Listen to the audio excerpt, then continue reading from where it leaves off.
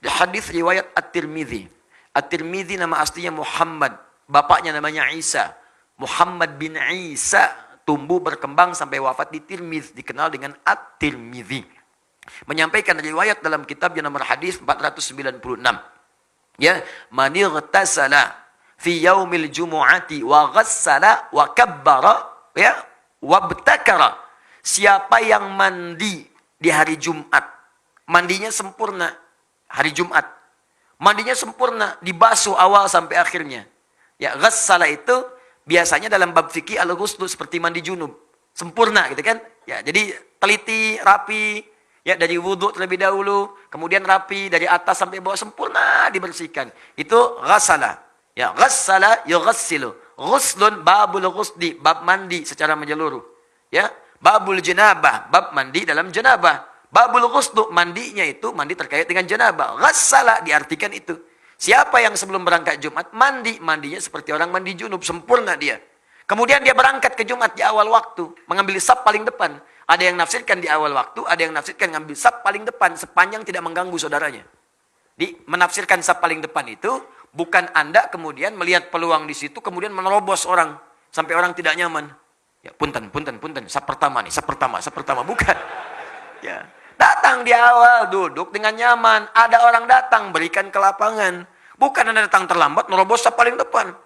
Sudah penuh, Pak. Urusan penuh, urusan Anda. Urusan saya dengan malaikat nih. Wah, pengen dicatat depan, unta. Ya. Baik. Nah, itu nggak dibenarkan. Lalu dia datang saf pertama. Duduk dia, mendengarkan khutbah dengan benar sampai selesai. Maka orang ini seperti mendapatkan ibadah puasa dan sholat selama setahun penuh. Dapat pahala orang puasa dan sholat malam selama setahun penuh. Cuman Jumat itu seperti hadis sahih. Termasuk disahihkan oleh Syekh Al-Albani. Sahih hadisnya. Jadi kalau Anda berangkat di hari Jumat, Jumat itu peluang banyak pahalanya. Banyak sekali.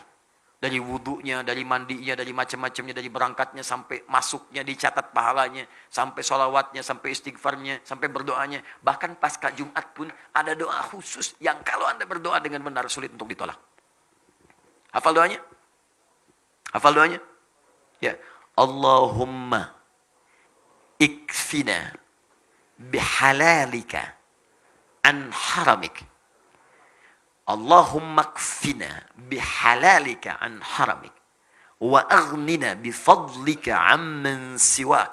Wa bita'atika an ma'siyatik. 3 hal yang dimintakan. Pasca Jumat, minta. Sunnah, minta.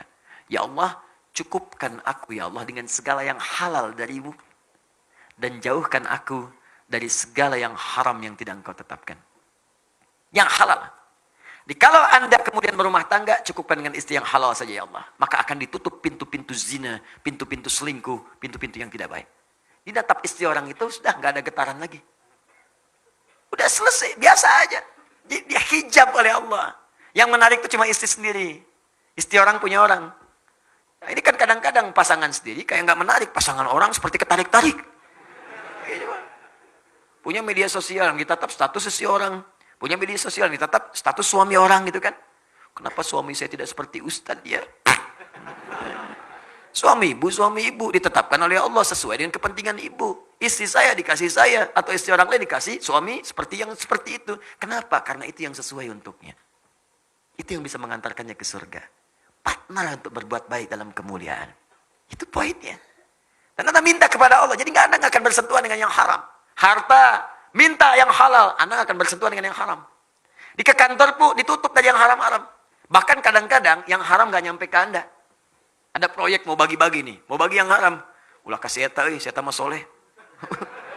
Dipotong di depan. Jangan kasih dia. Dia mah soleh katanya. Nggak akan nerima. Paling-paling. Duitnya ditolak, orang dicarekan. Uangnya ditolak, kita yang dimarahin. Paling diceramahin katanya. Ya, ditolak duluan, jadi belum nyampe ke kita, dijaga tuh. Ada aja pokoknya alasan-alasannya, nggak nyampe, ditolak, ditahan oleh Allah. Tahan. Jadi kalau Anda baca dari Jumat ke Jumat, aman Anda. Setiap pekan Anda dalam keadaan aman. Rizki halal. Pasangan halal. Perbuatan halal. Jadi dijaga dengan yang halal, dijauhkan dari yang haram. Masya Allah. Wa aghnina bifadlika amman siwa. Ya Allah, saya ingin engkau berikan yang paling utama darimu saja. Saya nggak ingin dari yang lain. Maka kita minta kepada Allah yang paling utama. Jadi kalau di kantor ada sesuatu yang baik, kita dapat yang paling utama. Kalau ada surga dijanjikan untuk kita dapat yang paling utama surganya. Kalau rizki ada untuk kita, yang paling utama. Kalau di kampus belajar, dapat kampus yang paling utama untuk maslahat kita. Kalau kita dapat nilai yang paling utama untuk bisa kita amalkan. Ukurannya bukan besar kecil dia. Ukurannya sejauh apa kita bisa mengamalkan dari semua titipan itu. Itu yang utama. Boleh jadi bagi saya, sepeda utama. Bagi Anda, motor yang utama. Kenapa? Karena ukuran untuk menjaga amanahnya, seperti apa kita bisa mengamalkannya. Itu poinnya. Jangan sampai minta mobil, tapi nggak bisa menjaga amanah. Begitu pulang, berat titipan Anda. Hati-hati. Orang itu nggak punya sepeda, mimpi punya motor, belum pernah mobil apalagi. Tapi ke masjid, sendalnya dipakai, berangkat 2 kilo jalan kaki. Anda sepeda ada, mobil ada, motor ada. Bahkan bercita-cita punya pesawat.